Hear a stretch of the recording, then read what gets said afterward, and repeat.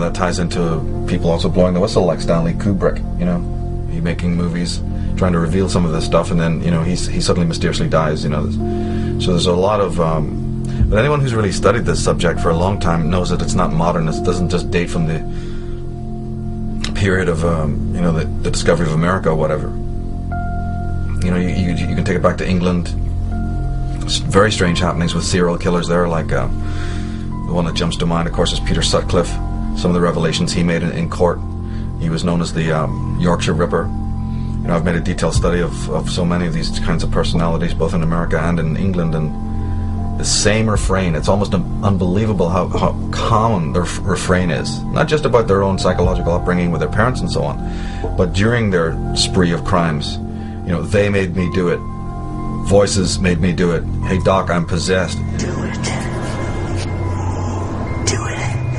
You liar.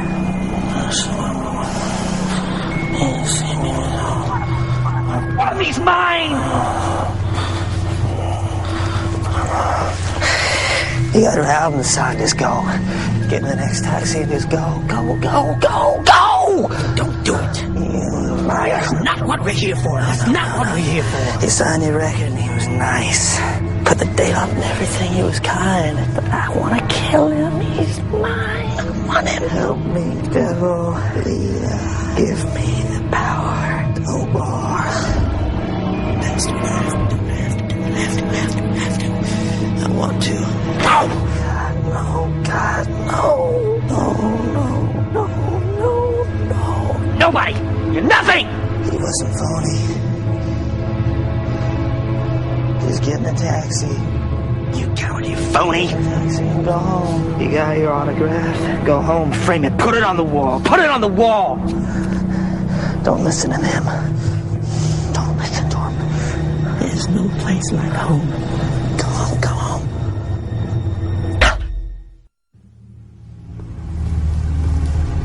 Mr. Lennon?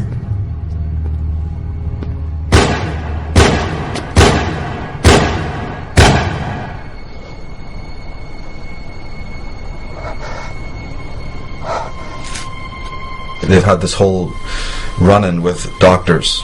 The Hungerford killing, for instance, the name of the perpetrator escapes me right now, but it's the famous Hungerford case, is blatant mind control.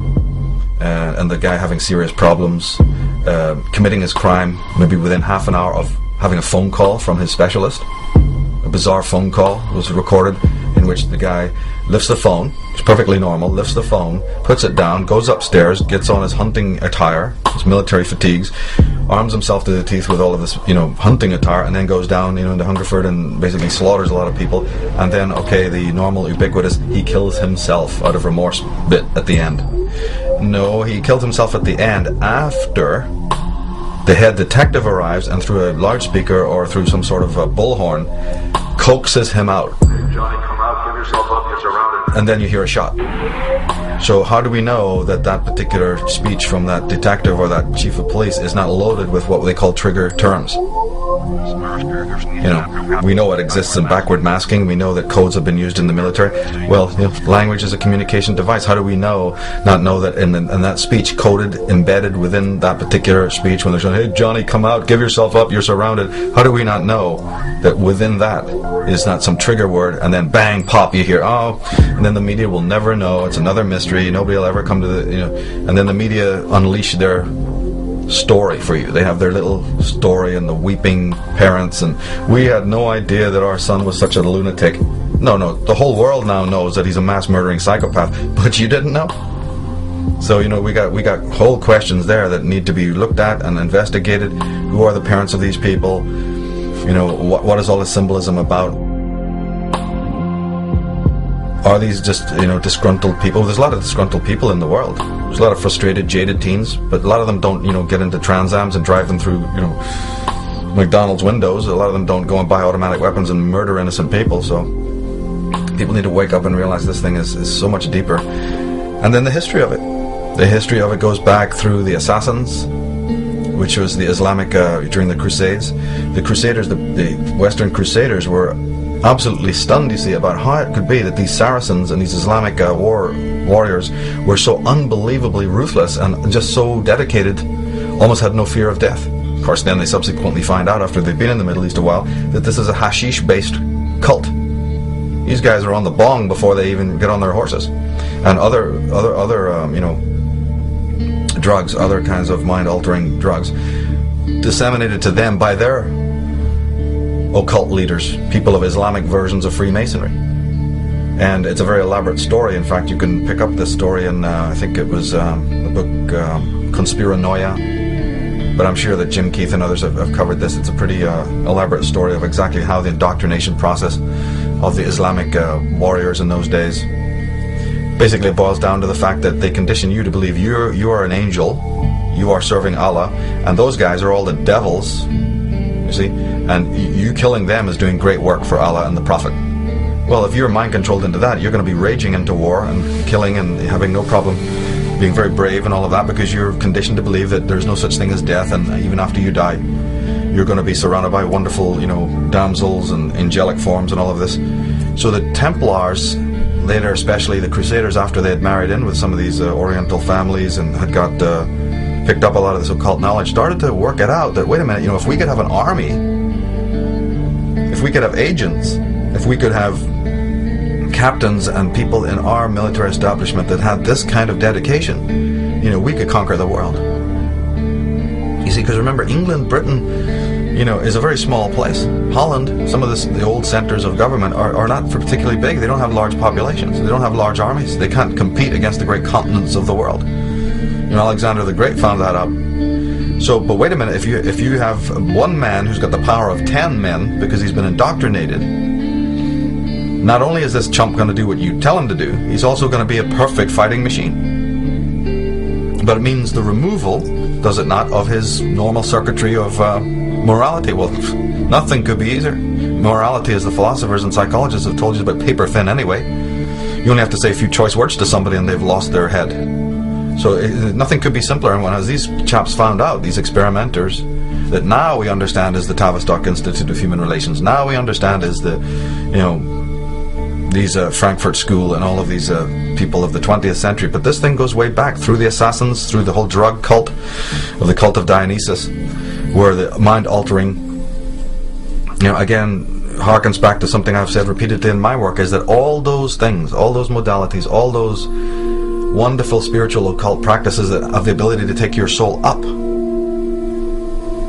that have the ability to enlighten you, to inspire you, to sharpen your reason, your critical ability, all those things, every one of them has the equal power in the wrong hands to do the opposite, to take you down. It's the difference between sorcery and magic. Sorcery and magic. Never end talking about this. It's a very, very important concept. And all that you see out there in the world today, especially in the media, and most of even the tinkering around with occult subjects, is a form of sorcery. And I'm not the first to have said that. And that's why there's so much insanity down the line, so much misinterpretation. Because toxic individuals in control of, occult information is wrong. It's going to go askew very easily. Because we have a vast misunderstanding of what all this means. But without even getting into all of that, the Bible, is the Bible sorcery or is the Bible magic? Is it a bit of both? So it goes back through the assassins, it goes back through these, and not only them, there's been many cults in the Orient. The Thuggee is another one to be studying, where we get the word thug.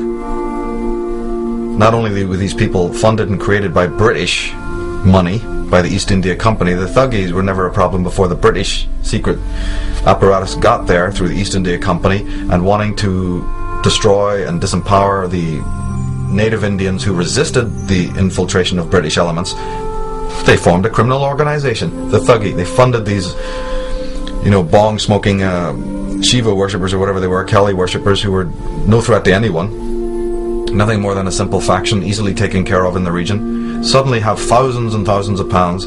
They're infiltrated by specialists from Britain, from the East India Company, to start plaguing the region, you see, and causing upheaval and disruption, by which the British government hid behind. The triads, the Tong, the list is endless. So this understanding of allegiance and realizing what a fragile, pathetic creature human beings are anyway, so totally traumatized that it's very easy to just, paint over or even completely erase the human sensibility, the human sensibilities of morality and so on. And it goes right back into the question of religion as well. Religion is very tied up into this, because you're not appealing to man's reason when you're dealing with mind control. That's the first thing. You're dealing to man's irrational self, which is why people like myself are so adamant about developing the reason and developing man's higher, levels of consciousness, because then there's only chance of being immune to